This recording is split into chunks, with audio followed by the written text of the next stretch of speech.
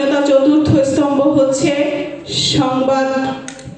এই সাংবাদিকতা এবং সংবাদ প্রচার করা এবং সেটিকে খর্ব করা হয়েছে। আমরা দেখেছি প্রথম আলোর জ্যেষ্ঠ সাংবাদিক রুজিলা ইসলামের উপরে যে অমানবিক নির্যাতন হয়েছে, তিনি একজন নারী সাংবাদিক ছিলেন। তখন আমরা শাহবাগে এটির জন্য প্রোগ্রাম করেছিলাম। 5 তারিখের পরও সাংবাদিক হেনস্থার চিত্র আমাদের চোখে। তাহলে এই যে পরিবর্তনের জন্য এই আবু সাইদ জীবন দিল, মুগ্ধ জীবন দিল, সংবাদকর্মীরা জীবন দিল, সেই পরিবর্তিত সময় তো আমরা বাক স্বাধীনতা পেলাম না।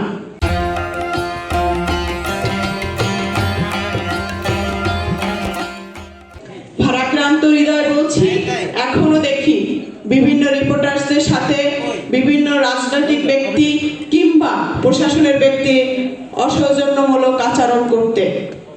আমরা বলে দিতে চাই, আপনারা ভুল থেকে শিক্ষা নিন, আপনাদের ঔদ্ধত্য কমান, সংবাদ মাধ্যম কর্মীদেরকে সম্মান করুন, তাদেরকে যোগ্য মর্যাদা দিন, কারণ তারাই আমাদের আগামীর বাংলাদেশ গড়ে তোলার জন্য ভূমিকা রাখবেন।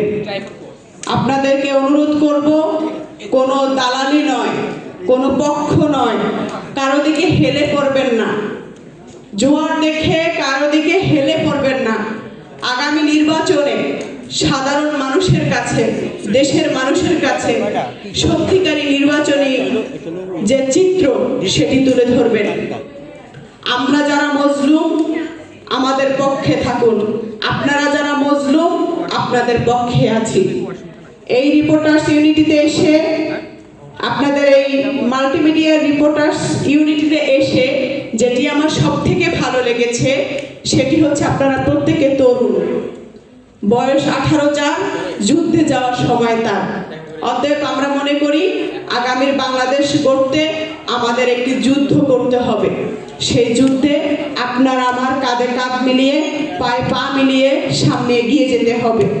আমরা রাজনীতি কর্মী, আপনারা সংবাদ কর্মী, একে অন্যের পরিপূরক।